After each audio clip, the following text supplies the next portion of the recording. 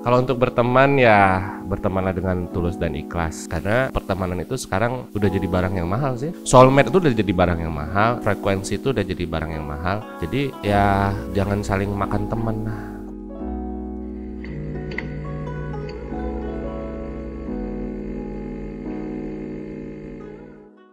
Halo semua, selamat jam segini. Kembali lagi di channel Teh Obeng, channel yang sudah lama vakum, hampir 2 bulan. Dan itu semua disebabkan oleh manusia di sebelah saya. Hari ini kita kedatangan Bang Nanda, seorang, aku balas nih yang kemarin. Seorang dan seonggok manusia, pegawai negeri, tapi kelakuannya tidak pegawai negeri. Tidak pegawai negeri ya.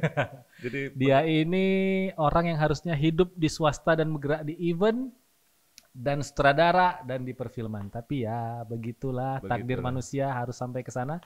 betul. Nggak usah berlama-lama, kita kenalan dulu. Bang Nanda silahkan perkenalan diri. Astagfirullahaladzim, apaan tuh? Ya. Assalamualaikum warahmatullahi wabarakatuh. Ya begitulah.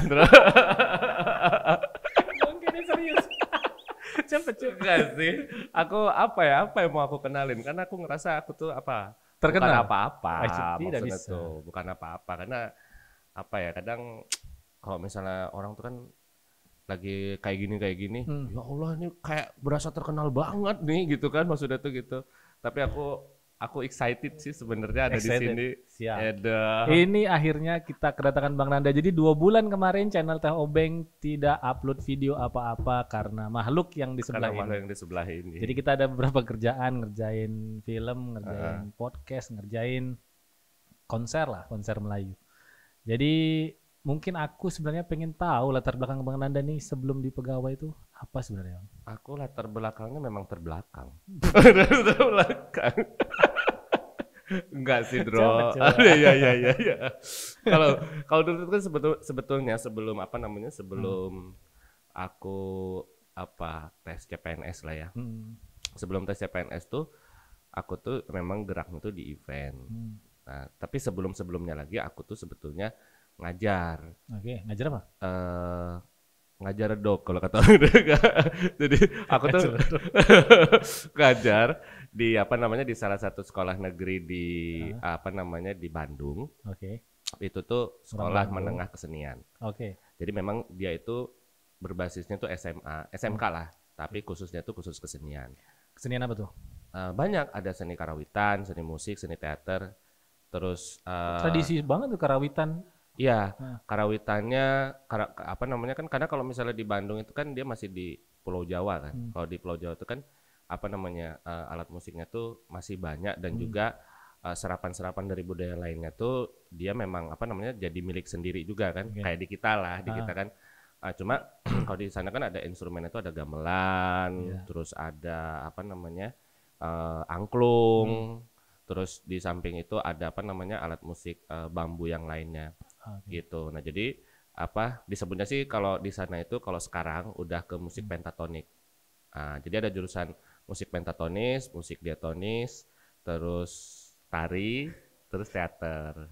Gitu. Tidak paham saya. Tidak. Tapi kalau musik aku tahu, musik pentatonis aku tahu. Iya. Kalau yang barusan sepertinya saya tidak nyambung. Sama jurusan satu pedalangan. Apa tuh? Ada jurusan dalang. Oh, terus kan kita nih kemarin ngegarap konser itu memang event yang selama ini aku bantu Nanda tuh kan terkonsep dan rapi tuh. Itu ilmu basicnya ada di sekolah itu atau kamu sebelum itu memang melanglang buana di Bandung belajar sama orang-orang? Kalau misalnya basic. Kalau misalnya di teater itu kan aku dulu jurusan teater juga. Aku juga di SMA itu tuh, di SMK itu tuh dulunya aku murid, maksudnya tuh siswa di situ. Gitu, okay. Lulus, aku masuk perguruan tinggi teater juga di Bandung tuh. Di Bandung juga. Habis itu aku melanglang buana ke dunia event. Gitu. Karena kan kalau mindset orang masuk ke teater itu kan just drama. Jadi teater tapi bagi aku sama kawan-kawan dulu teater is not just drama. Kalau drama kan kita cuma main drama kamar yang realis atau yang simbolik yang kamu yang terbang hantu. Tapi terus terang aku orang yang kurang paham dengan seni teater sebenarnya.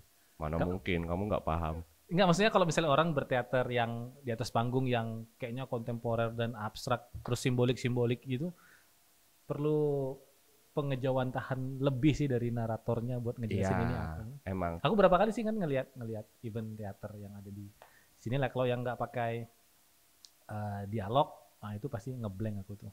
Yang cuman gerak-gerak tubuh gitu kan ya. Memang sih, walaupun aku dulu juga masuk di salah satu kelompok teater yang memang mereka itu memainkan apa namanya bahasa tubuh, bahasa tubuh atau kita sering bilang itu teater nonverbal kan, karena nggak pakai kata-kata. Ya, nah itu aku nggak paham tuh. Nah, memang sih sebenarnya itu kita kan ya sebetulnya itu kan jatuhnya pada akhirnya kita jatuh pada hiburan apa yang kita pilih gitu kan ya. Karena kan memang mau serumit apapun kalau teater itu hakikatnya cuma satu, mereka itu cuma media hiburan.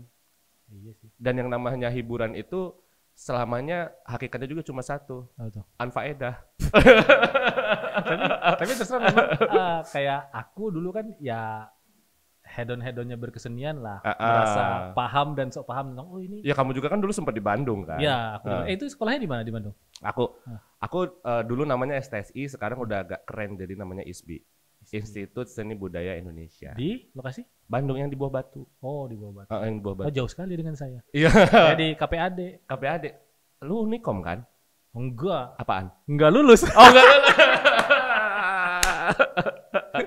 Tapi sempet enggak? Aku ada 3 kampus ya aku masukin. Iya. Nah, terus ya setahun pindah. Anak nakal nih. Ngeband, balik bawa duit 4.000 coba. Tapi kamu ngebandnya sampai long trip nggak? Iya, kemana-mana. Sampai kemana-mana kan? Cuman ya gitu, habis itu pulang. Kan anak band kan hedon kan, dapat duit beli baju. Betul. Foya. Pulang bawa 4.000, mama aku geleng-geleng. Apa ini? Kamu ngapain nak? Tapi kan sekarang bisa survive kan, bisa survive dan juga wow lihat ini. Ini aku tadi bilang kan, ini aku 7 kali naik PNS nggak kebeli nih alat.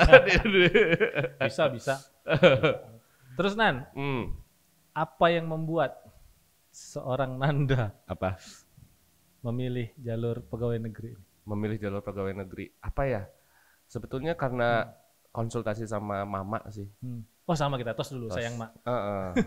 Makanya aku tuh dulu tuh di Bandung tuh kan ngerantau juga meskipun banyak keluarga juga di Bandung karena mama kakek kan orang Bandung kan. Nah jadi aku tuh kadang ada job misalnya di Bogor, di Jakarta, sampai terakhir kali aku tuh stay itu di Jogja. Istilahnya kehidupan ya, namanya kota besar lah ya, pesona kota-kota itu pasti membawa kita untuk menikmati dan meraup pundi-pundi gitu kan. Nah jadi aku tuh bisa dibilang ya nakal dalam tanda kutip, tapi alhamdulillah non narkoba ya maksud aku tuh. Alhamdulillah. Jadi satu-satunya orang yang paling aku takutin emak aku udah. Tapi aku ingat kalau ngomongin non narkoba ini, aku ngeband ya di Bandung. Anak-anak tuh dulu tuh suka yang aneh-aneh gitu. Iyalah namanya anak Bandung, anak band. Dan ini bukan yang Bandung ya dulu ya, aku nggak tahu sekarang. Cuman kondisinya ya begitu.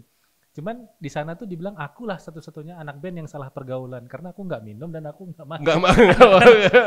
Aku jadi pusing. Justru kita dianggap aneh ya kayak gitu ya. Apa maksudnya? Aku tidak paham. Nggak keren lo, nggak keren kayak gitu. Aku juga ngerokok aja itu dipaksa. Iya. Nggak laki-laki kamu. Berarti kamu. Sayang emak lah pokoknya. Tapi ya gitu sih, senakal-nakalnya pasti sayang emak kan. Pastilah, sayang emak, sayang bapak lah. Iya. Balik nak sembat juga nih. Ekor pari. Terus Nan, hal penting nih. Kan kemarin kita bikin video kan. Ya. Terus kita lagi nyari soundtrack. Terus kamu punya soundtrack yang kamu bilang udah lama banget. Aku ngerasa soundtrack itu tuh enak dan bagus. Itu dalam rangka project apa dan kenapa nggak jadi dipakai yang akhirnya kita pakai buat ini? Enggak, kamu ngasih flash disk harddisk tuh. Iya, yang di harddisk itu kan. Jadi kalau dulu aku tuh udah dibesarkan dalam era-era teater musikal sama guru aku. Mau dari aku SMK itu uji kompetensi aku opera. Aku pemain opera. meskipun karena mengikuti pergerakan zaman jadinya tuh pop opera. Waktu di Jakarta itu belum boomingnya pop opera. Nah, apa namanya, ujian akhirku juga waktu itu S1 itu aku juga garap opera. Apa namanya, jadi sudah dibiasakan untuk berkutat dalam dunia musikal. Nah jadi, dan aku juga suka musik, dari dangdut, dari apa aku dengerin. Nah waktu itu aku bantu project teman aku, dia juga dia waktu itu ujiannya ujian film. Bikin biografi tokoh tentang Suyatna Nirun. Suyatna Nirun itu kan bapak teater Indonesia lah, bapak teater modern Indonesia. Untuk apa namanya, untuk aktor ya, aktor dan juga sutradara, beliau apik banget. Dia juga promotor yang munculnya teater modern itu di Bandung. Nah waktu itu bikin, nah kita sama-sama analisa. Aku di situ waktu itu cuma jadi apa, sejenis teman sharingnya lah. Nama kawan aku tuh Eri kan, teman sharingnya Eri, karena waktu itu aku kan kawan nggak terlalu banyak. Nah jadi sama Eri itu kemana-mana berdua, dan apa, ngebangun grup kabaret juga berdua sama dia. Nah waktu itu tuh bikin musik yang bikinnya itu Eros namanya, bukan Eros Ceylon Seven. Ya Eros itu namanya Indra, tapi kita sering panggil Eros karena dia mirip Eros Ceylon Seven.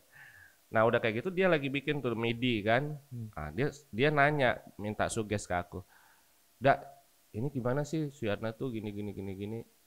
Terus aku bilang, Suyatna tuh orangnya tuh sangat mengerti musik.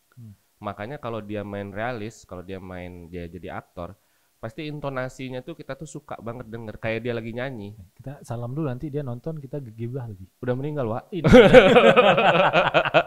Itulah bukti saya tidak paham opera. Lah, dia tuh meskipun dia tuh apa namanya, aktor verbal lah, yang selalu mengandalkan dialog dan naskah gitu. Tapi pemahaman dia sama musik klasiknya itu bagus. Nah jadi kataku kamu ambil soulnya Suyatna itu sebagai orang yang apresiasi musiknya itu baik. Itu terbukti dari apa namanya, intonasi dialog dia. Jadi kalau dengerin dia dialog itu, aku juga sih sebenarnya belum pernah menyaksikan langsung. Aku menyaksikannya itu dari video-video, dan itu juga zaman Betacam lah, yang kasetnya besar itu. Yang burik lah sekarang. Terus kita reproduce lagi kan, maksudnya tuh. Kalau kami mengibaratkannya tuh di dunia aktor tuh kayak gemerincing lonceng. Jadi memang vokalnya terlatih, terus kayak penyanyi memang si karakter vokal penyanyi kan beda ya, Wak. Nah, sekali ngomong juga, tes itu juga udah ada nadanya. Dia punya diafragma naik. Nah, dia punya diafragma itu udah bening gitu kan, maksudnya tuh. Nah, jadi kamu terjemahkan apa namanya, orkestrasi intonasi dialog dia menjadi orkestrasi hidup dia, aku bilang kayak gitu. Dan timbullah musik itu. Jadi kalau misalnya udah bikin, "Dah, ini kemana?" Misalnya kayak gitu kan, "Oh kamu lompatin misalnya ke minor, jangan kaitin lagi." Oke, lompatin kayak gini, "Jangan, lebih ini lagi, lebih turun lagi." Gue emang nggak bisa main musik, tapi apa? Paham dan juga karena udah terbiasa lah ya, alat bisa karena biasa sih sebetulnya. Itu sih. Paham. Nah, buat teman-teman mungkin nih agak bingung nih, ini kenapa channel Teh Hobeng jadi ngomongin film? Iya. Jadi sebenarnya di Teh Hobeng ini kan ngebahas video, kamera dan segala macam, dan segala teknologinya. Nah, Bang Nanda ini kita kerja bareng dari zaman tak enak sampai zaman enak. Zaman enak ya. Dari event-event konser mungkin kalian bisa lihat video-video hasil kami produce di bawah arahan Bang Nanda di channel BPNB nih. Ada konser-konser situ, tradisi sih ya, konser Melayu dan segala macam. Ada juga sih yang nggak tradisi kayak world music gitu kan. World music yang mana cuy? World music yang IIT. Oh iya. Konser Ibung juga world music kan itu. Itu bukan tradisi tuh ya? Bukan. Kalau yang tradisi yang Pak Nga, Gazal. Ya, nah itu kan segala macam. Produs yang tradisional. Mak Nurma di situ ada tuh. Nah, Nan, nggak semua orang bisa ngehandle banyak orang nih. Mungkin aku bisa ngehandle anak-anak, tapi kan kok lingkupnya lebih luas lagi ngehandle. Selain orang multimedia kayak kami, kok ngehandle orang sound, ngehandle talent. Itu apa yang dibutuhkan sebenarnya tuh untuk orang bisa ngehandle orang lain lagi? Apa ya? Kalau Gini maksud aku, ada orang yang punya karisma dia buat didengerin orang tuh ada. Ada karisma orang yang penata musik lo. bukan. Karisma hilang kabel, panik dia nelpon. Karis boy kacau Karis boy. Terus aku ada orang yang punya intonasi atau nada kalau dia ngomong tuh didengerin orang gitu. Ya. Dilatih bawaan lahir, bawaan orang atau gimana prosesnya? Bawaan orang merah-merah dong lu sih dia. Itu makan orang. Enggak sih sebenarnya ada beberapa tipikal pemimpin. Karena itulah kenapa aku milih waktu itu jadi sutradara, bukan jadi aktor ya. Karena yang diperlukan sama karena yang diperlukan sama sutradara itu adalah satu kepemimpinan. Dia harus punya kepemimpinan itu dan itu tidak bisa dipaksakan atau tidak bisa dibuat-buat. Nggak bisa dibuat-buat. Jadi kalau misalnya yang namanya sutradara, dia harus paham betul tuh. Harus paham betul mau itu brainstormingnya, grand design-nya dan lain sebagainya. Kita harus memahami itu. Nah, dan kita itu jangan melewatkan momen. Jangan melewatkan momen. Itu yang pertama. Terus yang kedua, kalau kata guru aku, kalau misalnya mau jadi orang nomor satu, ya kita nomor satukan. Misal kita kayak aku lagi produksi sama kawan-kawan, misal sama dirimu. Nah, aku tuh harus memprioritaskan itu. Jadi itu harus jadi semangat, jadi energi buat aku bahwa aku selalu ada untuk kalian. Itu yang kedua. Nah, ketika kita udah berusaha untuk punya respect, punya tanggung jawab dan juga kita hal itu menjadi yang prioritas untuk kita. Yang lain itu kan jadi menilai. Ketika menilai terus kita juga berusaha memberikan suges atau kita kerjasama. Orang kan dengan sendirinya tuh energi itu akan berkumpul untuk jadi untuk istilah ya udah nih Nanda nih yang mimpin, ya udah Nanda nih yang garap produksinya. Nah, pasti itu seleksi alam sih. Nah, tapi yang nggak bisa ditawar untuk bisa ngehandle banyak orang kayak gitu, bukan aku yang ngomong, tapi guru aku yang ngomong bakat. Bakat. Tapi tetap harus diasah ya. Tetap harus diasah. Dan butuh ruang untuk dia tampil ya. Makanya aku selalu bilang, kayak kemarin waktu produksi kita teater yang di Karimun, aku selalu bilang, aku suka sama orang yang berbakat. Tapi daripada yang berbakat, aku lebih suka orang yang punya attitude dan kerja keras. Karena kalau misalnya orang yang punya attitude dan juga kerja keras, mereka berusaha, meskipun mereka nggak ada bakat, minimal mereka akan mencapai 80% apa yang mereka targetkan. 90%. Apalagi kalau ditambah bakat, jadi 100. Kayak gitu sih sebetulnya. Intinya sih, karena banyak orang yang kadang terluka hatinya sama pemimpin-pemimpin. Ya makanya harus dipertanyakan, maksudnya tuh pemimpin itu punya bakat atau enggak gitu. Sama satu lagi nih, kan kita kemarin ngegarap film teater tuh ya. Iya. Ada satu kalimat yang aku rasa itu penting dan harus dipunyain sama semua orang sih. Kita lihat banyak tim lain juga ngegarap film, cuman yang Nanda bilang kan, kita daripada pakai artis mahal-mahal, tapi ekosistemnya nggak jadi, anak-anak yang lain tidak jadi, apalagi kita di kampung, mending kita pakai anak-anak nih yang belum pernah ngerasain teater nih, bagus aku ajarin, terus nanti kalau kelar, ya mereka pernah ngerasain pengalaman ini dan ada sisanya gitu, ada ilmunya. Nah itu kepikiran dari mana dan kita ngeliat tim lain tuh memang jor-joran kan, nah, tapi kamu lebih memilih orang-orang yang baru pertama kali lah ya, yang baru pertama kali untuk bersentuhan dengan dunia teater dan film gitu. Itu kepikirannya gimana? Karena aku rasa itu ya ngomongnya apa ya, paten sih maksudnya. Aku nggak kepikiran kenapa nggak hire orang yang profesional sekali gitu, kan, gitu. Ya. Tapi memang nggak ada legasinya, nggak ada bekasnya sih. Memang sih. Gitu. Kamu tahu nggak? Aku tuh bro, kita sambil ngopi ya. Ini kopi beneran kan dari tadi aku minum. Channel Teh Obeng minumnya kopi. Minumnya kopi. Endorse lagi ini dari siapa tadi yang bikinin? Kamu ya Dam? Gelasnya Widya. Oke, aku tuh Bro sebetulnya lahir itu jadi gini. Aku tuh dapat cerita dari mama aku. Jadi mama aku tuh dulu bukan orang yang berada. bukan orang yang beradab. Jadi kan kalau misalnya di Solo, karena mama aku tuh besarnya di Solo, terus kalau di Solo itu kan udah biasa tuh ada yang latihan nari kan di pendopo mana. Emak aku tuh masih kecil-kecilnya tuh suka banget nari karena panggilan hati dan juga ekosistemnya itu atau habitnya itu memang mengharuskan lah istilahnya tuh sudah membiasakan mereka untuk kayak di Bali lah anak-anak kecil bisa nari kan.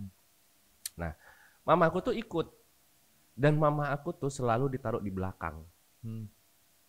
Karena kecil atau karena tinggi? Enggak, karena dia bukan orang yang mampu. Itu agak beda pilihan gurunya. Iya, itu bukan orang yang mampu dan juga mungkin kayak diskriminasi mungkin. Misalnya ini mohon maaf ini sama sama ya guru-guru atau yang ada di pendopo-pendopo yang biasa ini itu zaman dulu. Mungkin sekarang lebih baik kan ya. Tapi mungkin juga masih ada tuh Bapak Ibu guru. Urutan bukan berdasarkan kekayaan, tapi berdasarkan kerja keras dan bakat. Gitu. Nah jadi yang dikedepanin tuh pasti anak-anak, mungkin anak-anak dia sendiri, terus anak tetangga yang kenal-kenal, terus anak yang ini. Pokoknya mama aku tuh selalu di belakang. Nah terus mama aku tuh ngomong. Dan mama aku tuh nari tuh di belakang tuh sama yang ya kita mohon maaf karena standarisasi kecantikan sekarang sudah distandarkan gitu kan ya. Jadi yang istilahnya yang di belakang itu yang lebih eksotik mungkin ya. Secara visual maksudnya tuh gitu. Lebih eksotik, lebih ini. Jadi yang di depan tuh yang di anak emasin banget lah pokoknya itu. Nah, mama aku tuh bilang sama aku, "Dak, kalau kamu jadi guru jangan kayak gitu. Kamu lihat orang yang paling underdog atau orang yang paling itu disitulah mereka punya bakat. Jadi kamu jangan memaksakan hasrat yang ada di otak kamu hanya untuk kepada orang-orang tertentu aja." Disitulah awalnya. Di situ awalnya. Jadi kemarin aku ngobrol sama anak-anak kan. Ini Nanda kenapa nggak pakai orang yang memang sudah paham berteater atau berakting kan? Jadi begitulah kemarin tuh tiba-tiba ngobrol kan. Bukan gitu, Nro. Ini kalau misalnya kita pakai artis-artis yang udah pasti bisa dan bayarannya gede dan film ini jadi aja, nggak ada proses, nggak ada yang kita tinggalin di sini. Anak-anak Karimun ya tetap akan jadi anak-anak Karimun yang mungkin belum ngejamah dunia teater dan film. Dan mereka cuma bisa nonton. Oh enak ya kayaknya proses ini apa. Gitu. Dan juga karena kaitannya ini kan ini sebenarnya masalahnya sensitif. Misalnya nih satu produs kita anggaplah produsnya itu kalau misalnya aku mau pakai Reza Rahardian misalnya gitu kan ya. Itu biayanya 80 juta. Benar nggak Di? 80 juta ya? Nggak tahu.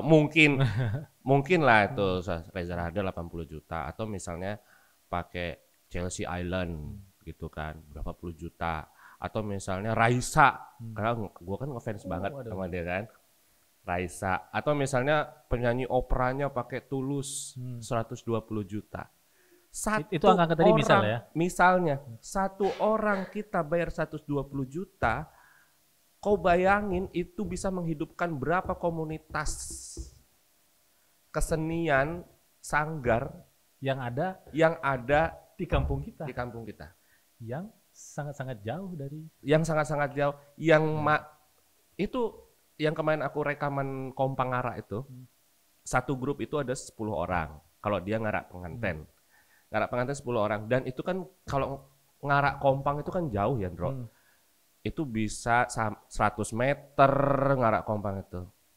Belum lagi mereka kalau misalnya udah sampai di di tempat pengantin itu. Bining tahu. Belum lagi pas mereka udah sampai di tempat kompangnya itu, di tempat pengantin, itu kan ada silat Melayu kan? Persembahan dari siapa yang mau haul, siapa yang mau ini kan. Itu bisa lama juga. Tapi pas silat kok nggak misahin? Aku enggak sih, aku jadi wasit. Sama ngumpulin berapa siapa yang menang gitu. Ladang bisnis kan. Enggak gitu juga. Bercanda. Nah, udah nyampe di tempat pengantin mereka masih itu. Nah, 10 orang kamu bayangin itu berpeluh-peluh tangan mereka kapalan, 10 orang itu satu grup itu dibayar 150.000. 15.000 satu orang. Kalau mereka bagi. Ya dibagi dong, nggak mungkin nggak dibagi. Ketuanya kurang ajar lo nggak dibagi. Enggak, kalau mereka bagi, mereka pengen punya kompang aja kayak gimana? Pasti mereka, ya udah kita beli kompang dulu biar nggak minjem, beli kompang 1, beli kompang 2. Dibandingin harga artis yang ratusan juta. Bener-bener. Penghidupan orang-orang kita yang termasuk di pesisir inilah ya, yang lebih didahulukan ya. Masalah dia bisa atau tidak, kita latih dulu. Berapa lama kita lah? Berapa lama latihan kemarin? Latihan itu mati sebulan.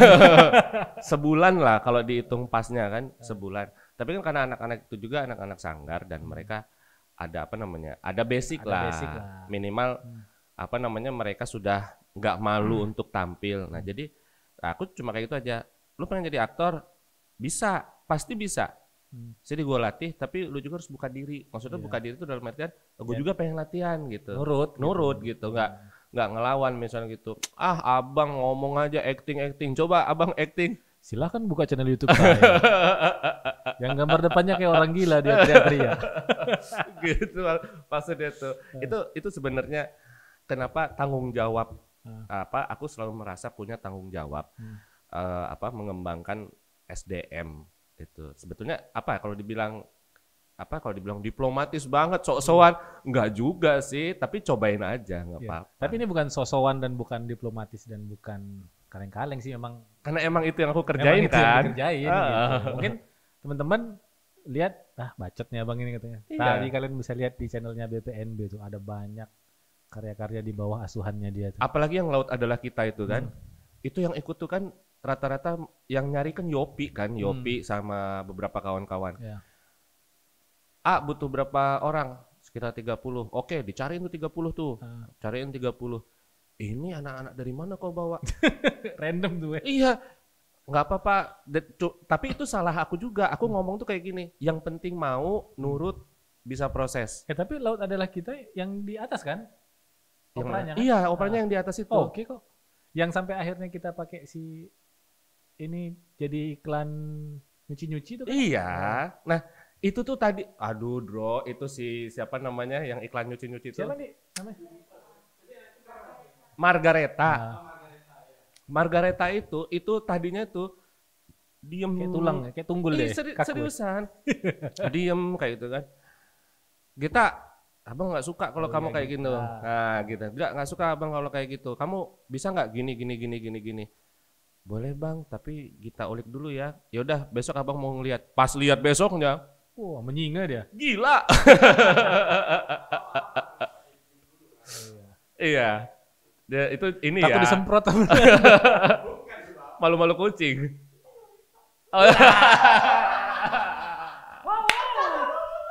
Iya pula.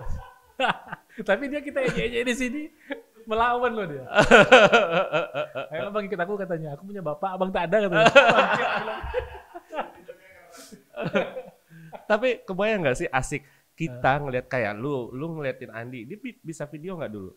Enggak. Sekarang kan udah jadi asisten keras lu kan itu. Gaco kan. Seneng kan kita ngeliat ya. Kayak gitu. Ada rasa apa? Ada rasa puas. Dia begibah nih gara-gara gue sebut asisten loh. Dia begibah ya? Si Adam. Ya kita lihat aja yang pegang ATM Hendro siapa? Dia. Semua. Oh semua. Tadi Jul barusan nulis cek sendiri. Ambil duit sendiri nih bang duitnya. Enggak, karena aku kenalnya awalnya sama Andi dulu kan. Dulu waktu apa? Dekade-dekade kita masih apa? Aku masih ganteng lah kita. Iya masih. Ya, tag Laut Adalah Kita itu. Dari tag ke operanya berapa? 4 tahun apa? Kalau dimainin ulang sama aku 4 tahun. 4 tahun. Masih ada. Kamu tahu nggak itu tuh di komputer abang, di hard disk komputer abang, yang itu tuh komputer kantor. Abang tuh nyimpennya. Dan abang itu sampai bongkar lagi. Terus ambil lagi itu hard disknya aja. Terus minta tolong Ardi transfer si itunya tuh. Filenya. Itu perjuangan keras juga tuh Iya ngambil. di sini. Tapi kan ngomong-ngomong balik ke zaman dulu. Kan sekarang Nanda banyak nih ngasih kerjaan ke kita. Aku nggak ngerti, mungkin karena dulu juga Nanda kesini ya main, kita kan ya, kenalnya dari pertemanan gitu kan maksudnya. Dan kita alhamdulillah nggak pernah gimana-gimana nih masalah duit. Tapi yang dulu bikin kok bisa kesini ujuk-ujuk rekaman tuh siapa yang ngarahin? Ya siapa ya? Siapa ya? Aku cuma waktu itu kan itu kan sama Ari Sastra kan? Ari Sastra. Iya. Enggak, tapi waktu itu tuh yang ya, yang ngarahin rekaman ke sini tuh aku sebetulnya. Cuma aku waktu itu kita ketemu, sebelumnya tuh kita pernah ketemu kan? Iya. Ketemu ngobrol-ngobrol masalah video atau apa gitu. Video. Oh enggak, Grafika dulu, Wak. Oh iya. Grafika kan lu kan jadi juri kan. Itu kan aku kan masih kroco-kroco banget. Masih apa? Anak bawang. Anak bawang itu pun bukan bawang tunggal, bawang ganda. Bawang campuran. Dulu Grafika siapa ya yang megang? Pebi. Oh iya. Yang waktu di Batam. Iya kan? Nah di situ baru kita ngobrol-ngobrol kan, sharing-sharing. Bang Pep, engkau dulu pelaksana Grafika tapi dia yang sibuk syuting behind the scene. Ngapa ketua pelaksana nih, panitia nih. Dia hobi sih. Ya. Hobi ngerepotin diri. Tapi kamera dia canggih sekarang. Iya iyalah. Tapi dia pindah ke Jakarta. Dia pindah ke Jakarta, dia langsung turun ke Glodok nih. Survei BM. Pep ini begibahnya depan-depan langsung nih, Pep. Biar puas. Daripada komen-komenan di Facebook kan. Betul. Tapi ya itulah, kita jadinya banyak berkarya lah. Jadi nadanya ke sini, akunya ke sana gitu. Cuman aku belum sempat main ke tempatmu nih. Dulu sama layar ya? Sama layar. Kalau sama layar sih sebenarnya itu wadah anak-anak aja. Memang kau menyediakan wadah itu? Aku nggak nyediain wadah, karena itu kan kita tempat sama layar itu kan dibantu sama omnya Arif kan, Om Rudi. Nah, yang mintanya Yopi waktu itu. Karena apa namanya? Karena dia pengen ada, Yopi punya imaji, punya mimpi bahwa teman-teman tuh ngumpul, kita latihan dan lain sebagainya, daripada kita kongko-kongko ngopi. Ya, tapi lihat Yopi produktif ya, dia termasuk sering bikin kayak mini konser sendiri gitu ya dengan kawan-kawannya. Iya, karena yang aku tanemin sih gitu. Jadi apa, kalau mau jadi independen, ya independen, jangan banyak ngegerutu gitu. Tapi kalau misalnya ada saking independennya kemarin dia main di lumpur loh. Iya. Yop, ini BTS nggak nih Yop? Nggak bang, ini beda katanya. Lu tahu nggak itu? Pas apa? Itu kan pas ulang tahun sama layar. Iya, iya pas ulang tahun. Iya. Cuman ulang tahun nggak main lumpur juga sih. Tapi ya gitu, konsep-konsep itu aku nggak paham tuh. Memang harus ada dia sih nongkrong di sini. Ya. Apa maksudnya? Kalau si Yopi kan tadinya kan dia kataku, dia nanya apa namanya? pengen pentas dong. Pentas apaan? Pentas inilah kata namanya dalam rangka ulang tahun kata dia gitu kan.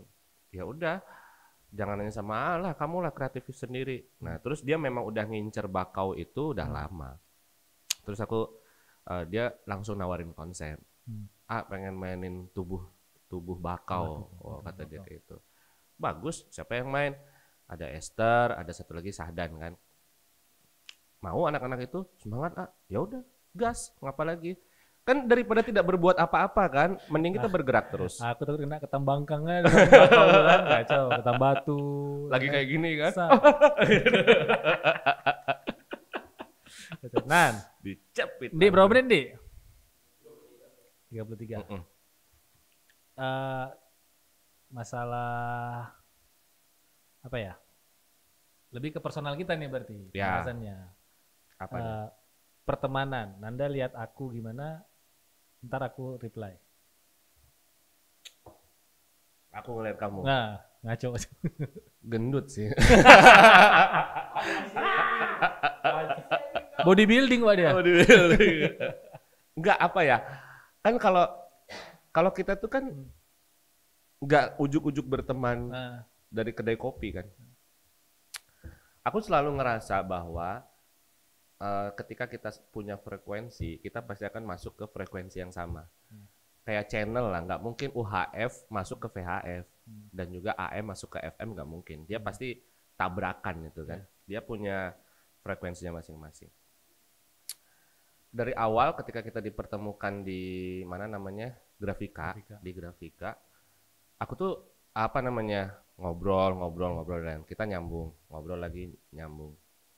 Pertemanan itu kan diuji ketika kita sedang mengalami ketiadaan, ya kan? Ketiadaan, karena urusan manusia apa sih? Paling masalahnya ketiadaan, kan kayak gitu. Ketiadaan tuh, tapi di sini bukan gua ngutang Hendro apa kayak gimana, enggak maksudnya tuh. Ada sih produksi yang ngutang, masih ngutang. Kalau sudah tuh apa namanya ketika Bro bantuin Bro, gua nggak ada apa-apanya misal kayak gini, ya udah ambil aja misal kayak gitu. Nah komitmen yang kayak gitu kan yang jarang ditemuin sama apa di luar frekuensi, itu yang pertama. Terus yang kedua, lu juga kan punya prinsip ya, punya prinsip ya apa namanya masalah kerja lah, maksudnya itu yang kaitannya dengan profesionalitas pekerjaan, dan gua nggak pernah diganggu itu kan, karena gua ngehargain apa prinsip kamu sebagai seorang entrepreneur.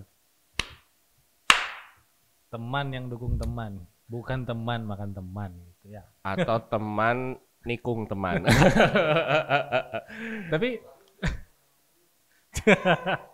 Tapi iya sih, maksud aku mungkin kita pernah nggak sepakat untuk beberapa hal, tapi ada hal-hal yang bisa kita sepakati, dan itu kan nggak ngeganggu gitu. Kita boleh sepakat untuk tidak sepakat gitu kan untuk beberapa hal, tapi kan pertemanan kita juga tetap harus, yaitu beda hal lah antara pekerjaan. Mungkin ini nggak cocok nih Nro, ini harusnya begini gambarnya, atau Nan ini gambarnya harus begini, mungkin kita nggak. Di Karimun kita ribut sedikit kan, di Karimun kan. Itu kan kecil sebenarnya dibanding proses yang udah lama. Kan kalau apa namanya, kalau aku kan gini dulu, apa namanya prinsip aku berkawan ya, prinsip aku berkawan itu yang pertama nggak ada namanya take and give, tapi give and give. Lu kasih apa, gue kasih apa. Itu jadi gimana gue bisa ngerti lu kalau lu nggak bantu gua untuk ngerti, maksudnya tuh itu. Ya, harus ada omongan sih. Gitu. Terus kalau yang kedua, jangan cari salah deh. Misalnya gue salah, lu salah, jangan disorot salahnya. Tapi gimana biar kita mempertemukan hal biar itu, jadi benar tuh ya? Biar jadi benar, biar minimal meskipun datang ketidakbenaran selanjutnya, tapi itu jadi solusi untuk yang salah gitu, maksud gue kan. Iya kan kayak gitu. Dan kita menyepakati, ini benar nih. Kan kayak gitu. Itu walaupun kan, mungkin di mata orang lain, ngapa orang kan gitu. Makanya itu kan lebih apa namanya lebih. Nah cuma memang yang aku pertemuan yang satu frekuensi itu kan nggak banyak. Nggak banyak kan. Jadi cuma itu aja sih yang aku komitkan dalam diri sendiri sih. Ya tapi mungkin lah ya. Nanti suatu waktu kita semakin tua, semakin jarang komunikasi. Ya. Pasti kita udah fokus dengan anak-anak sendiri, bini segala macem. Tapi ya seneng sih. Seneng kan? Punya temen kayak Nanda. Orangnya real, nggak bohong-bohong. Depan mata, berantem ayo. Berantem. Tapi udah itu kita ketawa lagi, makan lagi. Karena ada banyak hal yang bisa kita jaga untuk ini pertemanan kita nih, hal yang kecil ini remeh aja nih, walaupun kita berantem untuk hal yang kecil ini sudah skip gitu. Dan gue nggak cemburuan, maksud gue tuh kayak gini, anjir Hendro beli alat baru, nggak cemburu. Iya kan maksudnya tuh. Levelnya tidak di situ Anda, Anda harus mengayomi yang di sini. Iya nggak, maksudnya tuh itu kan simple kan ya, tapi di pertemanan tuh kadang terjadi, misalnya kayak apa namanya, kayak ya ini di tetangga sebelah lah, misalnya aduh tasnya baru nih, emasnya baru nih, besoknya beli emas ya, beli tas gitu kan, menyaingi berapa harganya gitu. Maksudnya tuh apa sih kan, maksudnya tuh apa namanya ya, hal kayak gitu tuh nggak perlu terjadi sih sebetulnya. Gimana kita saling menjaga diri dan menjaga relasi kan. Mungkin teman-teman upgrade lah ya. Upgrade sih upgrade. Ngejar lah. Oke Nan, closing Nan. Kopi habis. Gua masih ada sih kopi. Ini pembahasan atau ada mau apa yang hal penasaran kau tentang apa? Aku penasarannya apa ya? Aku penasarannya cuma, Bro, lu nggak penasaran buat bikin karya? Loh kan kemarin kita udah mau bikin tuh. Iya, nggak maksud aku tuh psikopat. Iya. Nggak maksud aku tuh apa namanya? Lu kan dulu kan ngebina ini kan susah banget. Susah dan ideal, ya kan? Susah dan ideal. Ya di tengah tumpukan pekerjaan lah, maksud aku tuh. Gak ada pengen kamu minimal film kamu di layar lebar kayak itu apa? Aku mungkin kalau hal ini agak realistis, kawan-kawan juga nanya nih, Bro, Bang Sarman kayaknya, Bro nggak bikin film gitu. Bang Sarman udah 2 nih karyanya, atau Mokon, Bro aku udah bikin ini, kalian bikin lah gitu, atau Ibong segala macam. Ya pingin sebenarnya, cuman satu kendala waktu, satu lagi aku nih mindsetnya ini bakal balik nggak nih kalau aku ngerjain, karena kondisi sekarang COVID orang aja udah pusing gitu menonton film, banyak larangannya. Tapi kan sekarang kan media luas, lu bisa tawarin ke Disney, lu bisa tawarin ke apa yang platform-platform. Siapa diriku? Hah? Siapa diriku? Tapi adalah memang kita lagi ngumpulin anggaran, termasuk skrip kemarin yang aku tunjukin sama kamu itu. Memang itu mau dibikin, pengen satu karya nggak mesti panjang pendek tapi orang notice gitu. Iya. Ini ada nih di kampung kecil nih, karyanya yang begini. Aku nggak mau ujuk-ujuk langsung bioskop sih, karena bioskop itu perlu biaya yang nggak sedikit, gitu. Mulai dari nyetak masternya, izin di XX1-nya, terus ya banyak lah yang harus prosesnya panjang. Prosesnya panjang, LSF-nya segala macam. Emang gitu, cuman, sih. Ya, cuma ada mimpi ke sana kan? Ada, yaitu platform-platform kecil tadi itu lah. Kalau yang Disney segala macam sudah pasti tidak masuk. Masa nggak masuk? Dia perlu. Kamu tuh kan otaknya jenius. Ih, kalau orang kedua yang bilang otak aku jenius. Yang pertama mama aku. Iya, yang lain tidak ada. Kau tuh jenius tahu. Cuma ya itulah kadang apa tadi kalau kata kamu tuh kan dikasih kesempatan untuk nampil juga. Nah mungkin ini kamu kalau gue pikir cuma butuh kesempatan sih kan. Iya. Kesempatan dan itu kesempatan bagaimana alam itu atau apa namanya support sistemnya itu mendukung memang untuk Bro ini buat nampilin karya lo nih. Jadi istilahnya kan kamu kan pasti ini kadang kan kita juga kadang mentok kayak aku juga kan. Aku tuh paling malas dan bukan paling malas, maksudnya tuh paling terpleasure kalau aku tuh bikin seni pesanan. Oh ya itu sama iya kan? Sih. Kita kan kadang kan kayak gitu kan. Makanya pengen versi kita sendiri yang kita ledakin nih cara berpikir kita. Makanya kemarin mau bilang ini anak psikopat nih. Tapi kalau misalnya lu pernah baca naskah-naskah aku nggak? Belum kan? Ya itulah kemarin. Yang Hang Chiao itu. Ya Hang Chiao itu kan masuknya seni pesanan kan. Maksudnya tuh ya di samping aku suka dan juga ada misi. Jadi aku menengahkan ego aku. Tapi kalau naskah-naskah aku yang asli itu ceritanya psikopat juga? Enggak psikopat sih. Ateis. Ada itu naskah monolog yang apa namanya? Aku juga nggak tahu itu dipublish di webnya Awal, teater Awal. Teater Awal itu kan kalau nggak salah tuh dia UPI ya, teater Awal tuh ya. Oh bukan, UIN Bandung, Universitas Islam Negeri. Kalau dulu IAIN.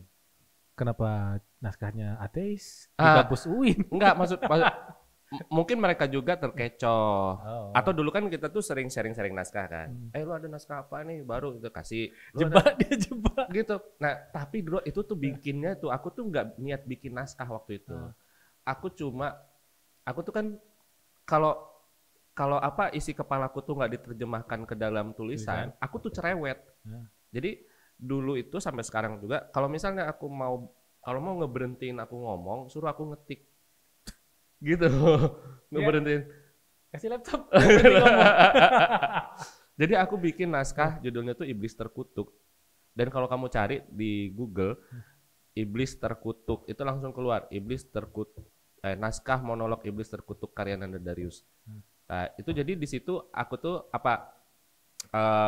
sebetulnya itu multitafsir. Karena naskah monolog juga kan dia udah nggak realis kan.